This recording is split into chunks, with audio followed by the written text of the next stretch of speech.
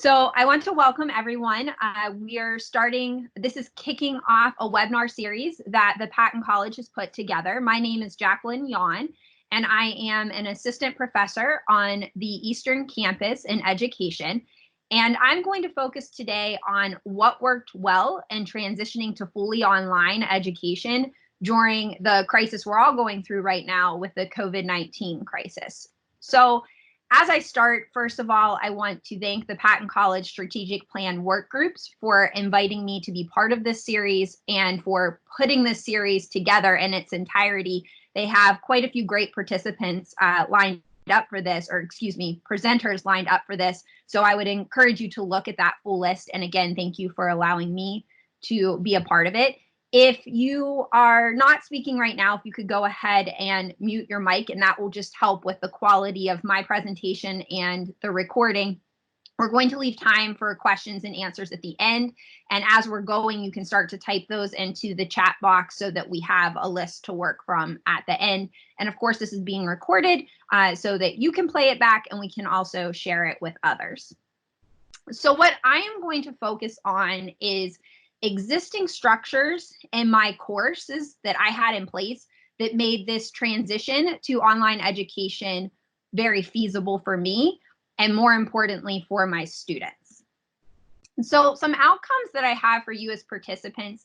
One, I want to show you how in the past few years, working on creating quite a bit of evergreen content for my courses really paid off for me in the current crisis we're facing, but has also been helpful for myself and my students, and a lot of other unanticipated things just come up during normal semesters.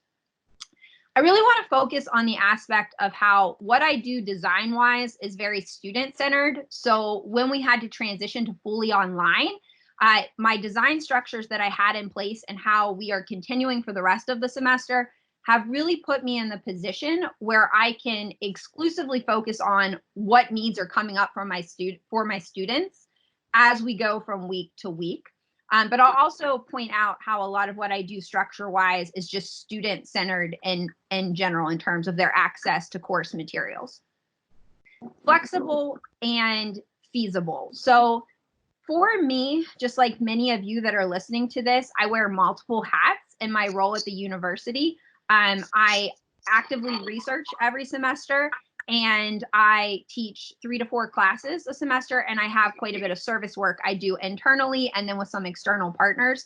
So I look for a lot of ways for my course design to be flexible so that also if an opportunity or an adverse experience comes up in the semester, I can easily adapt, and same thing for my students. And then feasible, that I can do things in a reasonable amount of time, both leading into the semester and when the semester is taking place. Course quality is always at the forefront for me. This is something we pride ourselves in the Patton College and our course design and what our students are able to do when they leave and become educators. So I'll try to show you how the structures I have in place really keep the quality of that course in place. So the way I'd like to do this presentation today is I'll start with telling you, here's the position I was in leading into the COVID-19 crisis. And I'll emphasize there was no way myself or anybody else that's on this webinar or at OU could have anticipated what we would face come the middle of the semester, but I'll try to explain the position I was in and how that helped make the transition feasible. I'll reflect for you on what worked. What have I done design-wise over the last few years that really worked for me in this transition? And then I'll move forward to how did I get to that place? And this is where I'm really going to try to show you things that you can do now, that you could do over the summer, that would put you in a position that whether it's what we're dealing with now, or it's a weather event, or it's a personal adverse experience you have, that puts you in a place where you have to work remotely for your classes, how that might be more feasible for you than what some of us are experiencing right now. And then I'll end with, how's it going? So we're in week 3 of being fully online. So I'll talk to you about how it's going with the courses I'm teaching and then do questions and answers. But as I said, please feel free to type questions into the chat box as you're thinking of them so we're ready to go when we get to that place. And I will share my contact at the end because I'm happy to follow up with anybody as needed. So state of the scene. So just a quick background. My role at OU usually looks like this. I teach 3 to 4 undergraduate courses in education a semester. The majority of them are to upperclassmen, so think juniors and seniors, but I teach 1 to 2 freshman courses a year. A lot of the content I teach is technical. It's skill sets that they're going to need when they emerge as teachers, and it's knowledge that they need to pass their licensure tests in the state of Ohio to become licensed teachers. I actively research every semester and during our breaks, and my focus is school finance, and I do a lot of research in the field. And then I have quite a bit of service work that is associated with our educational partners. So I do spend a good bit of time at external meetings throughout a semester. So that's just what a typical semester looks like for me, and what influences some of how I design my courses. So leading into the current situation we're in with COVID-19, where we're working in a completely virtual format, my spring semester was a pretty typical one. I have 3 courses right now. 2 of those courses I teach to multiple campuses using the Ohio University Learning Network. And one of those courses I teach just to the Eastern campus. So to just give you a quick picture of what those courses look like, when I use the Ohio University Learning Network, this is a live class. We meet live every week and we interact just like we would if I was only teaching a campus or a class on the Eastern campus. So for example, my Monday class, I have 4 campuses joining, and we join via very high-end technology video conferencing system. So it's very high-end technology that's run by the university, which I really appreciate. I have 38 students in that class across 4 campuses in those 4 regions in Ohio. And that course is on teaching reading in the content area. So it's very technical in nature. So we do a lot of hands-on work and hands-on discussion when we actually meet for class. Then I teach a class once a week in curriculum and instruction to middle childhood majors. I teach 3 campuses across the Ohio University system, and I have 21 students across those 3 campuses that join the class. That particular class is the heart of what they will do in their professional internship, and then as they work in the field as teachers. It's all about the day-to-day of their work as teachers. And then my final class has 13 students in it. It's my smallest class, and I teach just students on the Eastern campus this semester for that class, and it's a children's literature class. So that just gives you a little idea of what courses that I was teaching leading into this. And so here's my big selling point for you. When COVID-19 happened and I found out we were going to go to a virtual and remote format, and it quickly became apparent that I was not going to have much, if any, access to campus, nor were my students, and that we were going to do this for the rest of the semester, I had to change basically nothing.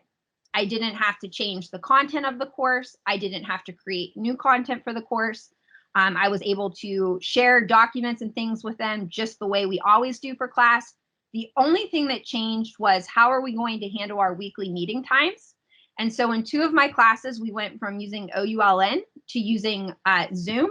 And in my 3rd class, we went from meeting in person in just a classroom on the campus to meeting over Zoom. That's it.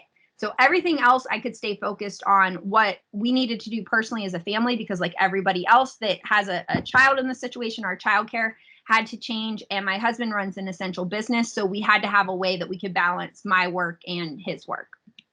Again, my big selling point is when OU extended the spring break, I found myself only having to focus on tuning in to all of our meetings that were going on across the system. So I knew what my responsibilities were as a professor and how we were going to handle this structurally. And I just regularly communicated with students that week via whole class announcements about what to expect and fielding individual emails about individual concerns. Other than that, I spent extra time with my son. So I really want to emphasize how easy this transition was and take you through the steps of why. So what worked for me? When I was asked by the committee to put this together, I just spent some time thinking about what did I have in place that made this transition so easy, because it really didn't occur to me how easy it was till we were in the midst of it. So these are the things on my list that made it quite easy. First of all, I design all of my courses now, whether I'm teaching to multiple campuses or teaching to one campus as a hybrid course, which means we blend work students have to do on their own in digital formats with in-person meetings every week. And again, I want to emphasize the Ohio University Learning Network is not an online course. We are meeting live as a class once a week. So all of my courses now have a hybrid design, whether I'm teaching one group or multiple groups. I've been very diligent in the last few years to create evergreen content. And I'll go more in detail about each of these, but just briefly here, evergreen content means things that I can reuse and easily modify from year to year and semester to semester. I am really emphatic that I can share everything with my students digitally. That's really important to me. So I use a digital file sharing system, which I'll talk about in this presentation. And I do all of my assessment digitally, and I'll break that down for you of what that looks like for a course. And then just building off of that, I want to be able to use systematic measures for assessment, both so that I can do a quick feedback loop to the students. But again, when a situation like this comes up or other situations that I may have to work more remotely, I already have the mechanisms in place to make that possible. And most of my students, their licensure tests are going to be digital assessments. So I want them to be prepared for that as well. And then I'm big on systematic communication. So ways that I can easily communicate with the whole group at one time and everybody's hearing the message at the same time. And then students can email with me individually as additional questions come up. Finally, and I think this is a concern for probably everybody that's listening to this, I want there to be a transfer of responsibility in my courses. So let's think about the state of Ohio right now. All of our public schools are doing remote learning. All of our public schools had to go virtual, and all of the teachers out there became quickly responsible for that. So I'm training future educators. My whole focus and courses, whether we're in a crisis or not, is that they take responsibility for the knowledge and skill sets they need, not only to enter the profession, but to be successful in the profession. So when I design my courses, I think about how to really emphasize what their active role in the course is. So I took a lot of steps over the last few years to get to this place, but what I would emphasize to you is these are all things that you can do. And the other thing that I would emphasize is the reason I did these things in the first place is personal and professional things happened that precipitated those changes. So professionally, we had quite a bit of changes in the middle childhood department where we had faculty retire, we had faculty leave and take positions at other universities. We had some slowdown of filling different positions because of budget changes and structural changes. And so I started to get requests to teach some of my courses over the Ohio University Learning Network and work with multiple campuses. So that was my first big move to hybrid work with my courses to make that feasible. The second thing is, and I say this with a huge smile on my face, I found out in summer of 2018 that I was going to become a mom. And for me, that meant that if I was going to be successful seeking tenure and continuing to develop my classes the way I wanted to, I really needed to think about hybrid things so that I could handle all the unexpected things that bringing a parent brings into your life. So what has worked for me? I'm going to take you through different steps that you can implement. You might want to use all of them. You might want to only use some of them. I'm going to try to show you a lot of my documents and things on my computer so you get a preview of what these things look like. And I'm going to encourage you to think of what questions you have so that we can address some of those at the end.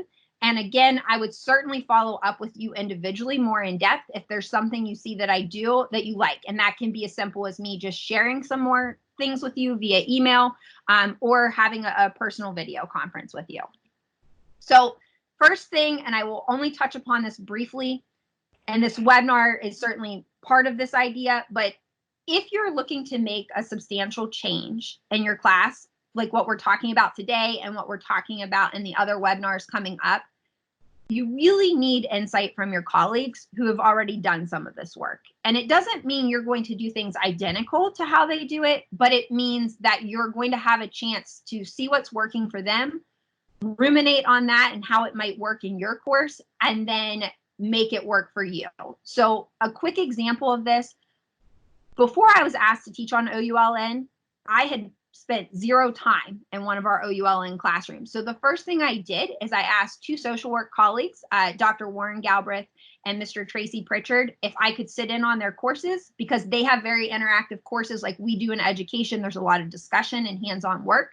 And I just went in and got a feel for what's this technology look like? What does it look like with students across multiple campuses? What are the students' needs? How do you run a conversation in a format like this?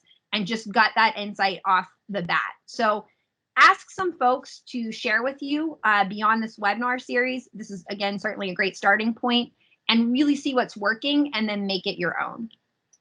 Okay, so more extensively, and if you're watching me, I talk with my hands. I would try to sit on them, but then I wouldn't be able to do this presentation. So that's a little personal nuance you might have to excuse of me, that I'm Greek and I talk with my hands. So one thing that's made this extremely feasible, not just for me, but for my students, is that my courses are hybrid designs. So here's what I mean when I say hybrid. I mean that I design a course, so I use a blend of digital and face-to-face content and communication to achieve the key learning outcomes. At the forefront of my mind is the reality of life as a university professor and as a human being, that there will be adverse circumstances that come up for myself and for my students. They can be smaller things like severe weather events. They can be more extensive things like what we're dealing with right now, or they could be something personally happens and I have to be away from the university for a few weeks, but I want to keep my course running. So things that I would recommend considering when you want to go to a hybrid design.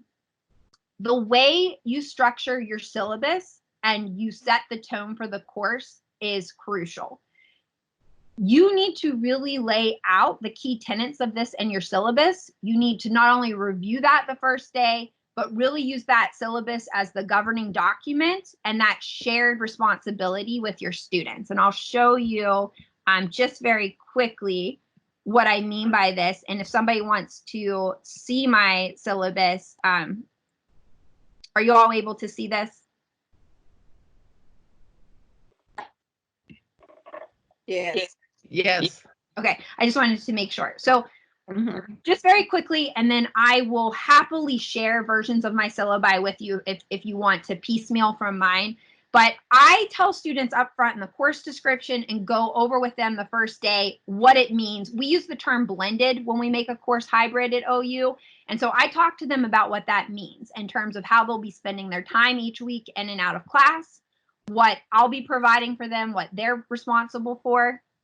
I also do a very extensive calendar for them where I break it down week by week.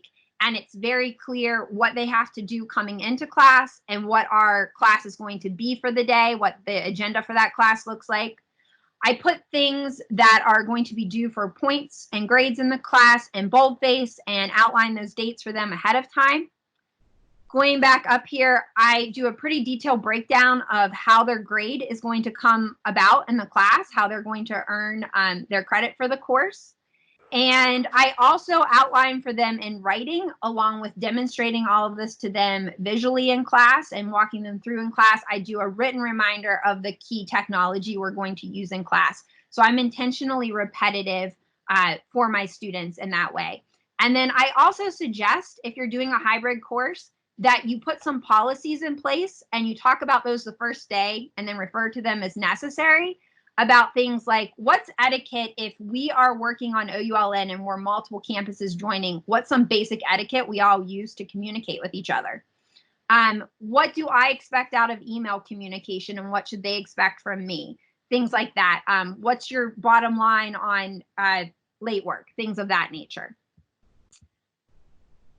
I would also recommend thinking about all of our courses have different content, different foci. So what are the pieces that have to come together in your course when you're making it hybrid? What can be digital? What needs to happen in that face-to-face time? So thinking about those different pieces, and again, planning for that in your structure before you all walk into the class on day one. Critical for this, for me, is what's the format of the week to week going to be for myself and the students? And I'll talk about what that looks like in my class in just a minute. And then a toolbox, tools that I use to bring this hybrid design together. Okay, so for each of these steps, I'm going to zoom in and say, so here are my suggestions. Here's what's worked for me personally. And I will emphasize that what works for me might not work for you, but I think my example will help you think about how you might do this design in your own class. So for me, a typical week looks like this. Most of the courses I teach at OU are 3 hours. I decide to teach those in a blended format, which means students have 1 hour of preparation work they do before they get to class, and then we meet for 2 seat hours every week. Preparation work for my students, I do flipped lectures to deliver my core content. And in the next section, I'll talk about what those flipped lectures look like. But I do flipped lectures that they have to listen to and view before they come to class. There are usually some supporting readings that go along with that flipped lecture, so things out of a textbook or a journal article. I require students to have extensive notes coming into class and therefore have questions that they want to pose, scenarios that they want to discuss from the field work that they're doing, and things that they want more in-depth information on. And then in my classes, we always do a hands-on lab where we do hands-on work with the topics for that week. So they may have to print materials before they come to class, like they might have to print some type of handout we're going to use, or they might have to bring a certain device with them to use in class, or they may have to bring some highlighters or just something simple that we're going to use as materials for our lab. Typically, my class looks like this. We come into class and I pop up the flipped lecture. I put my PowerPoint on the projector and I remind them, here's our topic for the week. Here are our learning outcomes. And then we immediately start with, what are your questions? And we spend about an hour on that. And this really takes off as the semester gets momentum. Usually students start with very simple questions, things they want clarified, that they want me to come back to, something they want me to give an example of, something they want me to go more in depth of.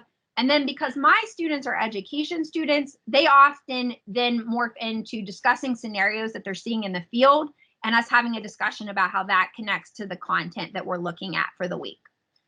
If I'd let them, we could have town hall for the whole class, but we have a strict cutoff time at an hour in, so that then we can do more hands-on work as a group and they can experiment with tools, techniques, things that they might do in their classroom. And so just to give an example from my curriculum and instruction class last week, they are working on unit plans that they might create and implement in their future classrooms. So our lab, they did peer editing and peer feedback on the section of the unit plan they were working on, so that then they could take their peers' suggestions and put that into place before they submit this for a grade.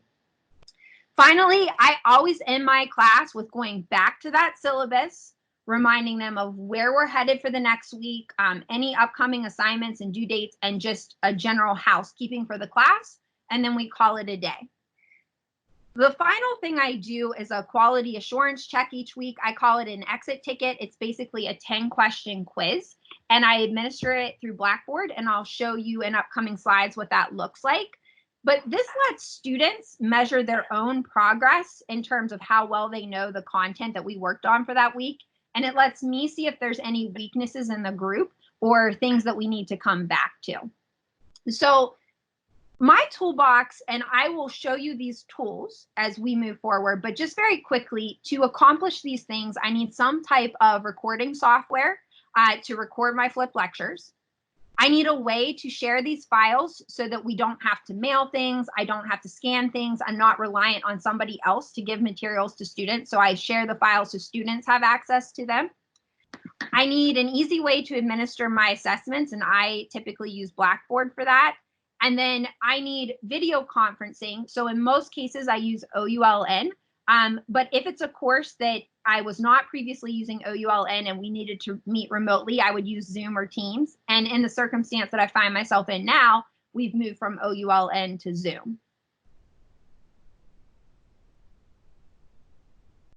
So building off of making your course hybrid, I find that what works really well is for my content to be evergreen. And what I mean by this is I want to design any content that I'm creating, whether it's a flipped lecture or whether it's an assessment, that I can deliver it so that I design it and it can be delivered so that I can reuse pieces of it from year to year. I can update as needed, and I can easily share it with my students. I want to come back to that update piece because this really determines for me what technologies I use.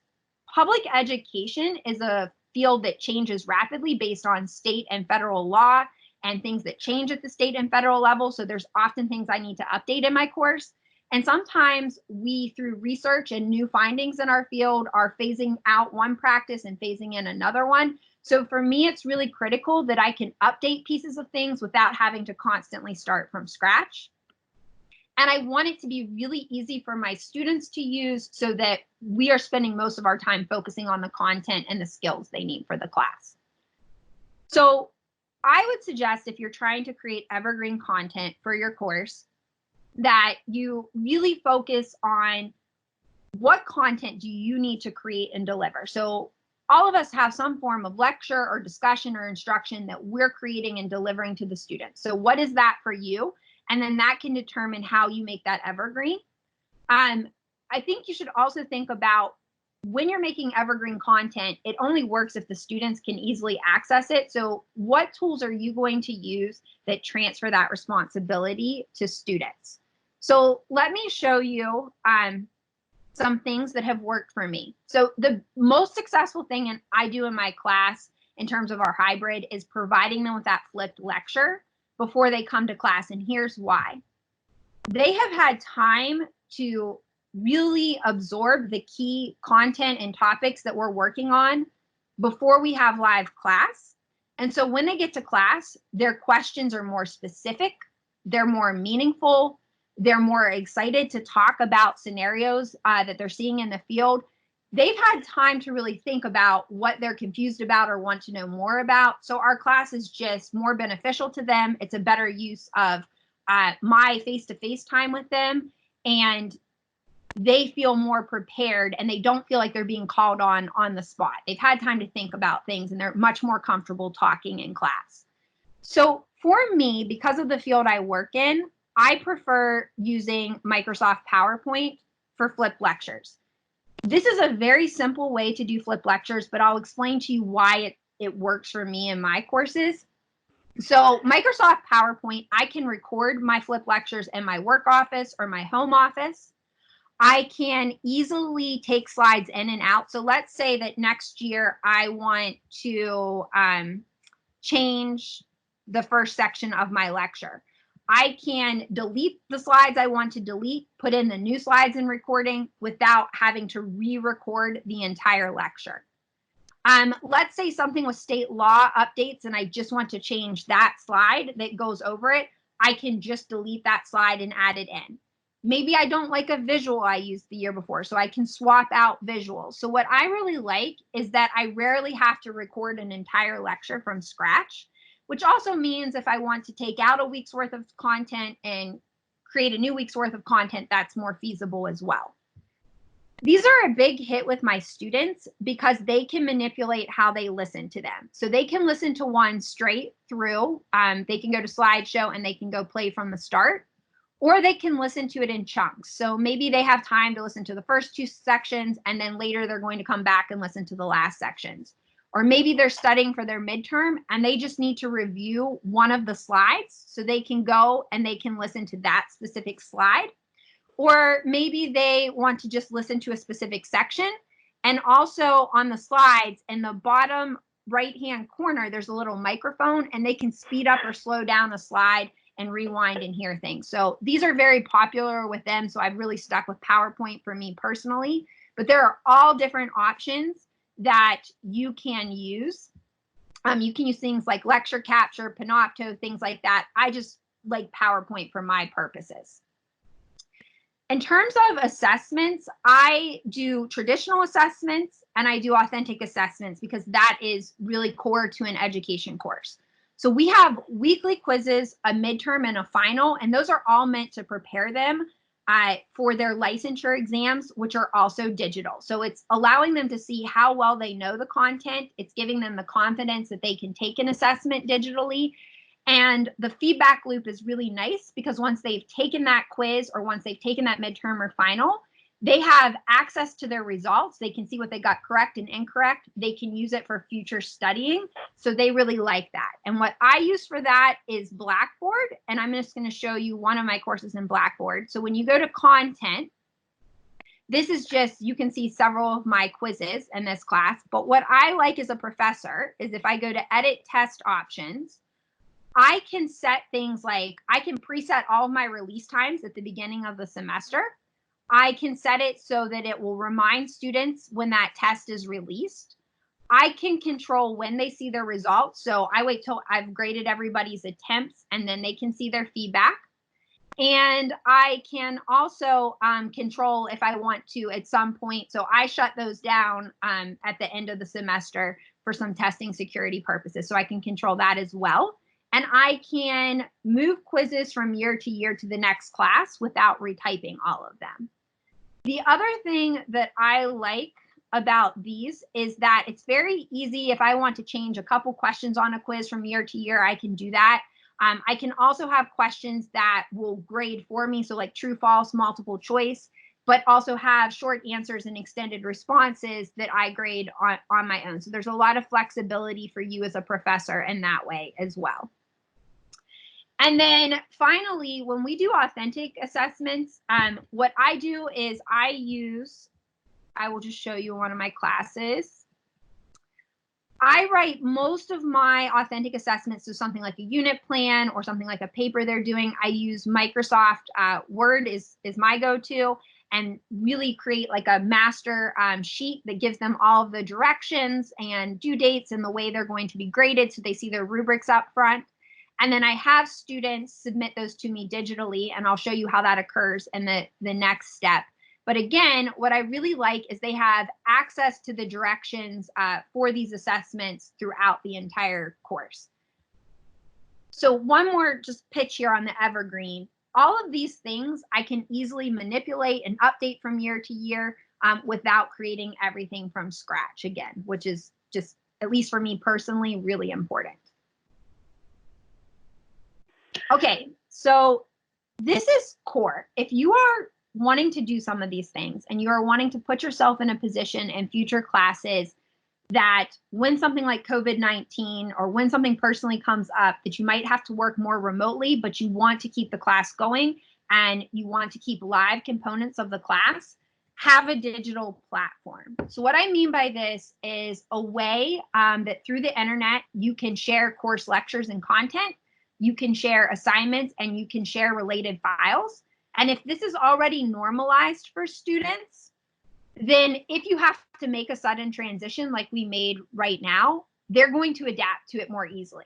The big selling point for my students is when courses began again after the spring break, I said, listen, you already have access to everything. Nothing's changing about the tools we use and how you access things. It's just changing the format that we meet in. And that was really a nice stress reliever for very overwhelmed groups of students. So I would suggest thinking about what do you need to share file-wise, because this will vary from class to class. What types of assessments are you using and what types of platforms can you use to make those possible? Can you create a way where they get feedback really quickly? One of the things that's asked on our course evaluations is if they get meaningful feedback and how quickly they get that feedback. And so a digital platform can really streamline that and increase student satisfaction with that.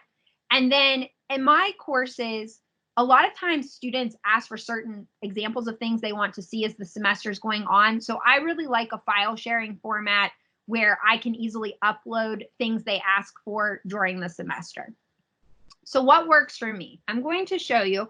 First, I'll show you the screen and then I'll show you more in depth what it looks like. I personally really love Dropbox because it's free for me. It's free for the students. They can access it through the internet. They can also download it so that they can work in it offline. OneDrive would be another comparable idea to think about with this. But what I like about things like Dropbox and OneDrive is not only can I upload documents to share with the students, they can upload documents to share with each other, and they can upload documents to share with me.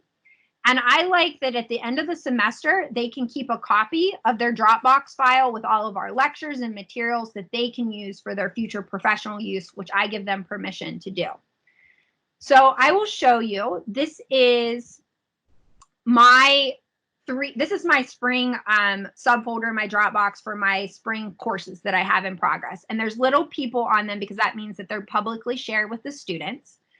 And I'll just go into my curriculum and instruction course. So this is shared with all 21 students. So you can see from the start of the semester to the end, they have access to the syllabus.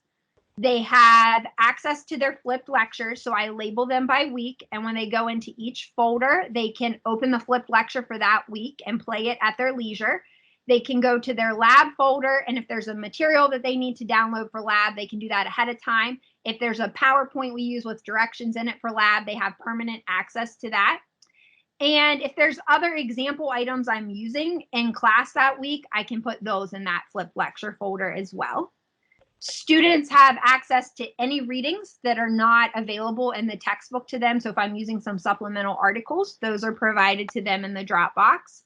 And then students have access to all of their assignments, and they can go into different folders, and they can go into like their unit plan, and they can see their rubric directions. I can put examples of past student work from previous semesters that they can look at. So it's really user friendly to them. And then I create a place for ancillary resources. So my students are very interested in what's going on with the Ohio Teacher Evaluation System, and they asked for some documents. So I got some colleagues to share, and I uploaded those just as an extra resource for them.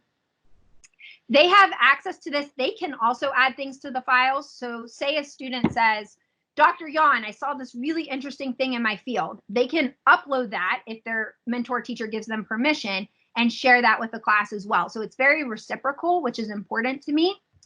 And then all of my students share a personal file with me on Dropbox. So this is my curriculum and instruction class again. And in that personal file, they share all of their authentic assessments, so projects, papers, fieldwork portfolios that they're creating for the semester.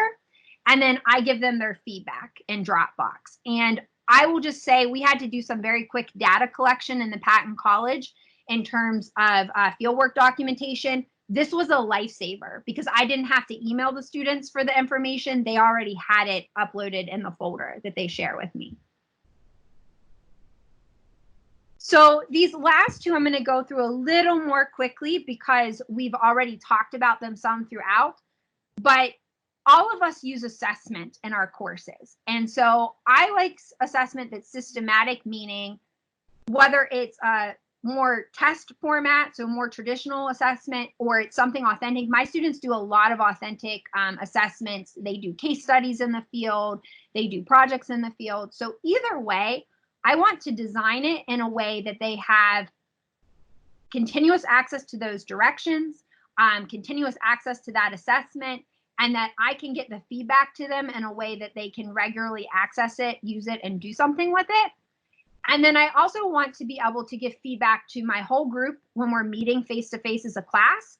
But if a student has individual concerns or needs in a class, I want the feedback to be available in a way that we can have a phone or video conference meeting, and we can both be looking at that feedback and talking about it and be on the same page. So you need to think about what kinds of assessments apply to your course. You may only use traditional assessments, or you may only use authentic. Like I said, I use a blend, but how are you going to make that systematic? And then in the Patton College, we do a lot of revisions to our some of our assessments that are authentic to keep up with our accreditation measures. So I like a means that I can easily make those revisions from year to year. My students do a lot of peer collaboration. So again, that ability for them to share documents with each other on Dropbox has been very helpful. And then security and integrity. So if you want to ask some questions, I'm not getting into the nuances of Blackboard, but if you want to ask questions about that, I can explain to you all these different things I do to keep security on different testing pieces. And then feedback loop. Assessments are only useful to students if they get feedback from us so that they can move forward in the course. And so what I really like about my main ways that I do assessment, if you pop up Blackboard, once a student has taken this quiz and I've graded them, they will be able to see what questions they got right, what questions they got wrong, what were the correct answers. If it is a written response question like this number 10 here, I can give them written feedback on it that they have permanent access to, and they can use this as a personal study tool. So I really like that in terms of it being systematic. In Dropbox, I really like that I can highlight their rubrics and give them written responses on their rubrics and then return it to their folder, so that I can literally email and say, okay, this feedback's available, and they have it. They're not waiting for us to get to class for me to pass that back out to them.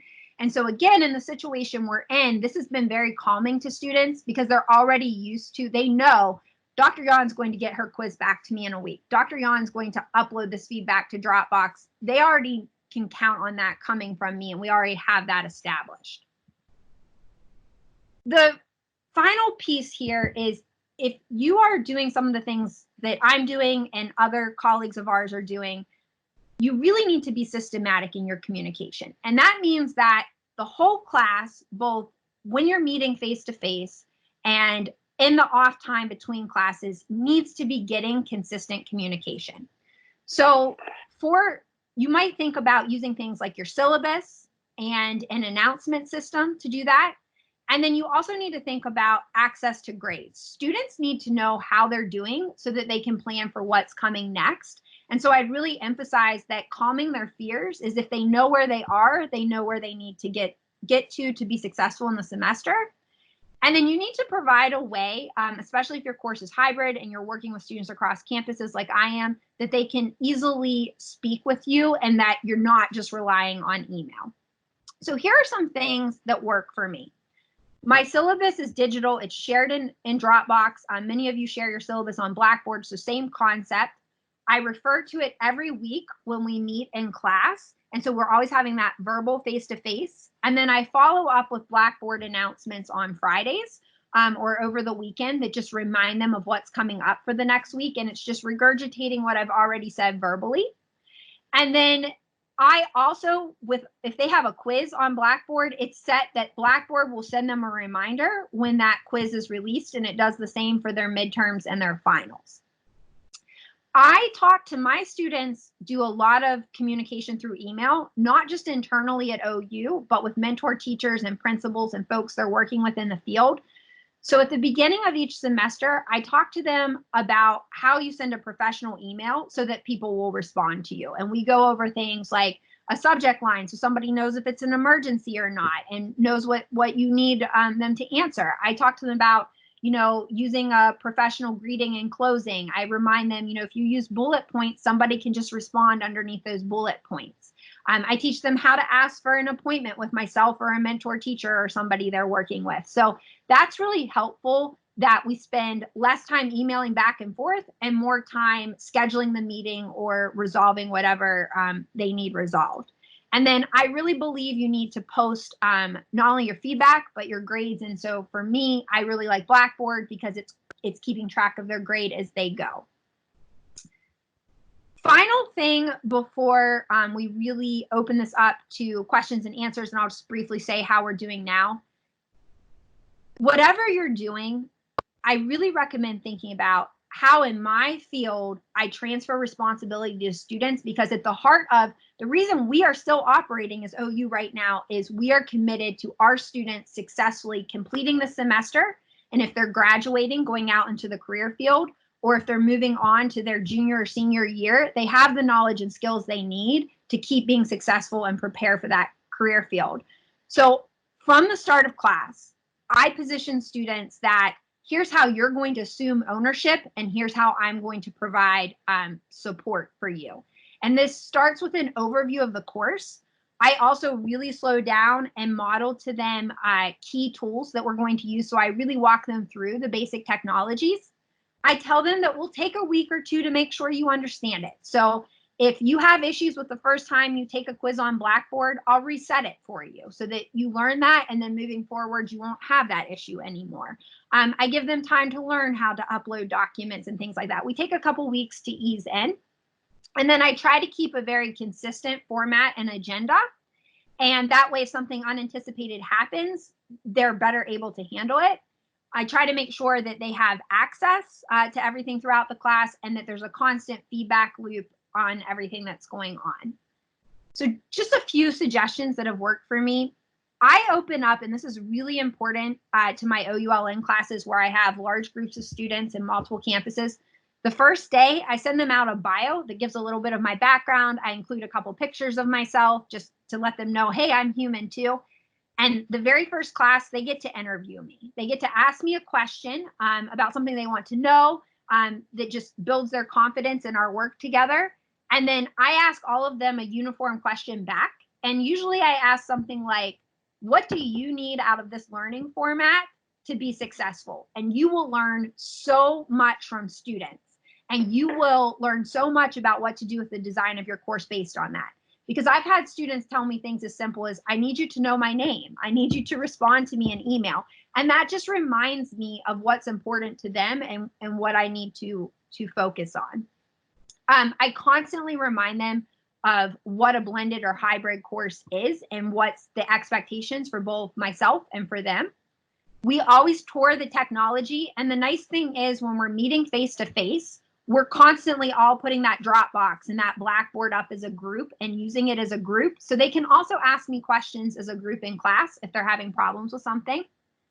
We use a pretty consistent format from week to week where they can count on a robust discussion and labs. So they know that class is not going to be a time where I talk at them. We're going to talk together. We're going to work together, and they're going to drive what we do. And then I do a lot of quality assurance checks. So in the Patton College, we have a tradition called plus minus delta. And I do that with my students a few times throughout the semester where we talk about what's working, what we're struggling with, and what I can do to revise some things for them so that the semester keeps going well. I'm going to end with, okay, so Bobcats, if you did not see the Ohio University Marching 110 on Governor DeWine's press conference, take the few minutes to watch it. I'm a generational Bobcat, and my family went absolutely nuts. I was getting all kinds of texts and screenshots and things when that was happening. But our fight songs stand up and cheer. And as hard as everything is right now, and as concerned as I am for my local community and our nation and our national community, I think there's a lot to stand up and cheer about that we are doing so well inside of our profession to prepare our students to go out and work in these fields and service the nation in times of crisis and in good times. And so what's working right now for my students, we didn't have to change anything. I did have to revise some dates on the syllabus and eliminate 1 week's worth of content, but everything else grading wise, work wise stayed the same. So they knew what to expect. We moved to a video conferencing format, and I am really proud to say that right now in all 3 of my classes, all of my students are participating and they are actively joining the class every week. Because I didn't have to change much, I've spent all of my time just troubleshooting individual student problems because, of course, there are new problems that come up when we're working in this remote format, and I'd be happy to answer some questions about that. But I get to spend most of my time just keeping up with my grading and then handling individual student issues. And what I found is I can be very calming to them, and I've been able to solve just about everything that's come across. And then I'll also just say that in the Patton College, we've had to do a lot of internal record keeping to make sure that our students are on track for graduation and in compliance with accreditation in the state. And I'm really thankful that I had some of these mechanisms in place because it made it easier for me to do that and then report to my students, hey, all of your information's been submitted. We're good to go in this class. So with that, I'm going to open it up to questions. Again, it's wonderful to talk with all of you from a distance today. And thank you for being interested in what I have to say. What can I help you with more? And I'm going to end, I'll pop my contact up here at the very end, but I'm going to change my screen so that I can see things better. So what can I answer questions about? There's one question in the chat box. It asks if you'd be willing to share your thoughts about ways we can be creative in meeting student needs in clinical courses as it relates to online design. Could the person that asked that unmute and maybe just give me I want to make sure I understand the thread of what you want me to address, and then I'll be happy to. Hi, Jacqueline. This is Connie Patterson. You'll also notice when you get into the chat that I called you a rock star because that was a wonderful presentation. Oh, thank you so much. Hey, so, I mean, as you know, Patton College has a number of clinical courses where our people are out in the field, and considering that the field isn't taking people, whether it's in the fall, the spring, or the summer right now, I mean, or just thinking about the future, I mean, what are some ways that maybe we can, I don't know, maybe incorporate some of this technology into the classes now, or how they might be able to take some of this? You spoke a little bit about, preparing teachers who are going to be working in changing environments. So I guess there's not, I don't really have a specific thing I want you to speak to as much as just thinking about your experiences and how not only our college, but, the wider university can really think about the courses that have the clinical components. So this is a great question, and I have been thinking about this some because in my curriculum and instruction class, in particular, my students were in clinical internships when this all happened. So I have been thinking about it. We have been talking about it. We have been experimenting with things. So I'll just put a few suggestions out there. I think the first step is, if all of our sites that we work with are remote also, we have a couple, and we've talked about a little bit in the Patton College. One thing we talked about is, could our students offer support, because they've been clinical interns, they've been working with teachers for a year. So could they offer support to help run things remotely, create communication for parents and things like that? In the current moment, I think our public education system has been so shell-shocked that they haven't been ready to ask for that help. But I think if this would continue, or a similar experience like this would come up again, they would be more prepared for how to ask for that help and collaborate. So I think that's one inroads for us. You can still be that intern remotely and connect just like we're connecting right now, and use things like Teams and Zoom to document, share, and use things like Dropbox or OneDrive to create, share, or a lot of our schools use Google Classrooms, so you could use things through Google to share things. One other thing, my students all have to do 2 special experiences in the field on top of their regular field work. So they have to seek out things like attending a professional development, or sitting in on an IEP meeting, or just something beyond just their normal internship work. And one of the things that quite a few of them are doing, since we're remote right now, is they're interviewing teachers who are going through this, and they're saying, what's working for you? What's not? Show me the technologies you're using. So I think there are inroads there where we can find creative ways for them to see how their classroom teachers make things go digital. Some of them are attending online professional developments, similar to what we're doing with this webinar series. Some of them are joining in on things like local curriculum meetings and things that are being put virtual to assist teachers. So I think all of those are, I'm rambling off a quick list here, but I think there's lots of opportunities for the students if we found the situation continuing or coming up again in the future. Thank you. Thank you.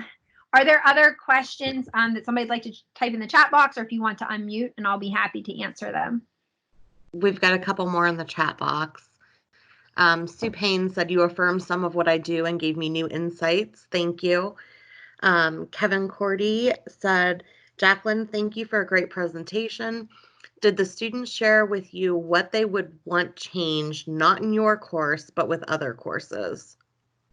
So, okay, so this is an interesting question. So I have sort of a rule in my class that you're allowed to come to me for professional help, but it has to be professional. So they're not allowed to disparage others to me, but they can tell me, Dr. Yahn, I need help connecting with so-and-so, or I need help getting this information. So I'll take this to 2 levels. In the immediate sense, the biggest thing I have heard students express as a worry is just knowing where they're submitting all their information.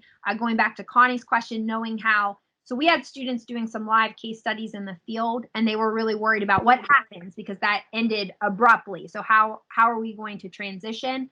And just worries about how they were going to get their feedback and know if they were being successful in the course, to make sure they didn't need to drop a course. In general, I always ask them what can change in my own course. And the biggest thing I always hear is just that they want feedback quickly. I think that's the biggest thing in a hybrid type format. They want feedback quickly. So that's something I constantly try to be creative on, how I can turn it around as quickly as possible to them. Another question that we have is, do you have any difficulties to use two online platforms, Dropbox and Blackboard? How do you manage this issue? I used to worry about this when I first went to this transition, but what I found is since most of our students use Blackboard across their classes for at least the basics, that wasn't new to them. And many of them had already taken a quiz on Blackboard or taken a midterm or final on Blackboard. So what's new to some of them is when we use Dropbox, but the big selling point to them is how much we can share back and forth and that they can keep materials for the long term. And a big selling point for education students is they have that EdTPA that they do during their professional internship, and they realize that they can use Dropbox as a remote backup for everything.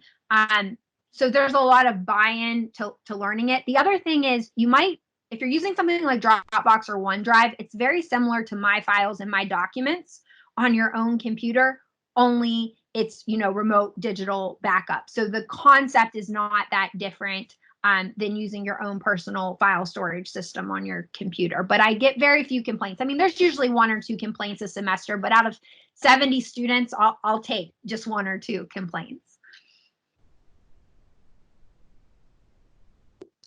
So there's no other questions in the chat box. You've got a couple of great presentations.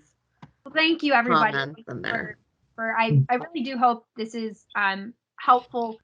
If you want to see something, like you want a copy of one of my flip lectures and kind of see how that comes together, or a copy of my syllabus, or a copy of a Dropbox folder for a class to see how I organize it, please email me. All of this is open access to my students. I'd be happy to share, and then you can make it your own.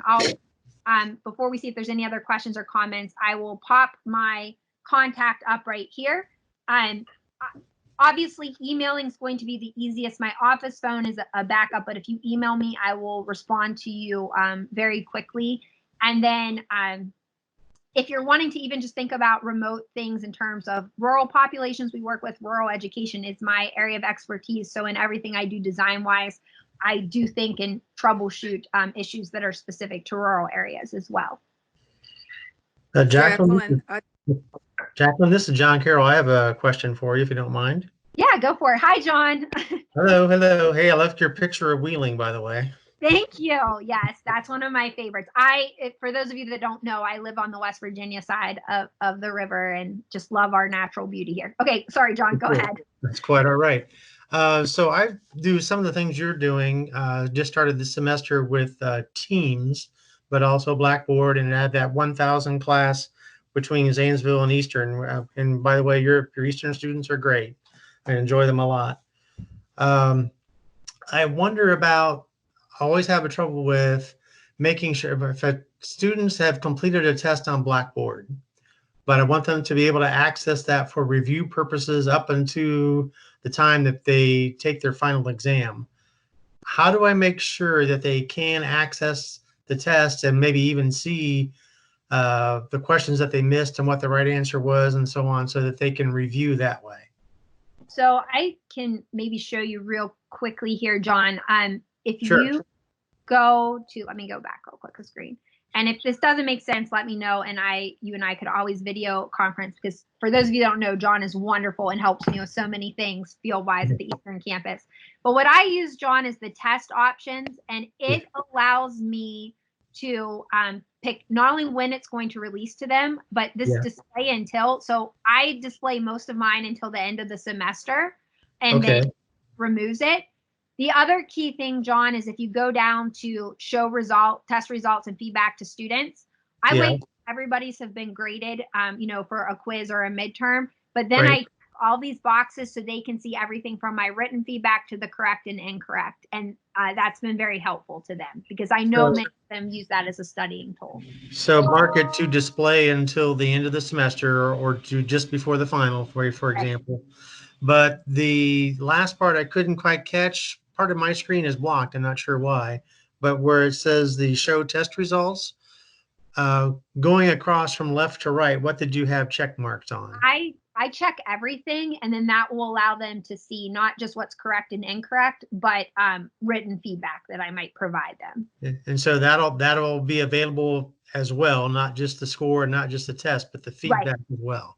And then, John, you may need to tell, some students don't realize this, but they need to pop on, when they get their score on Blackboard, there's a little like drop down area, or excuse me, arrow, and they need to hit view attempt, and then it will let them see their test in its entirety. Oh, so beside their test score is a drop down for view attempt? Yes, and then it will let them see everything in terms of correct, incorrect answers, feedback. Sometimes they don't know that if they haven't used it before. Okay. All right. I just want to make sure, because it's always, I contact Mary Beth Robinson quite a bit, and that helps so much to have that information. Appreciate it. No, and those are the simple things that, just to be clear, I had to ask people along the way when I was setting all of this up, and they're really important, because if not, it's not very useful to have that electronic test. So Yeah, for sure. Okay. Thank you. thank you, John. You bet. A couple more questions have come in. For those of us who couldn't join live, where can we find the presentation? I believe links to the presentation will be uploaded to the COVID-19 page on the Patton College website.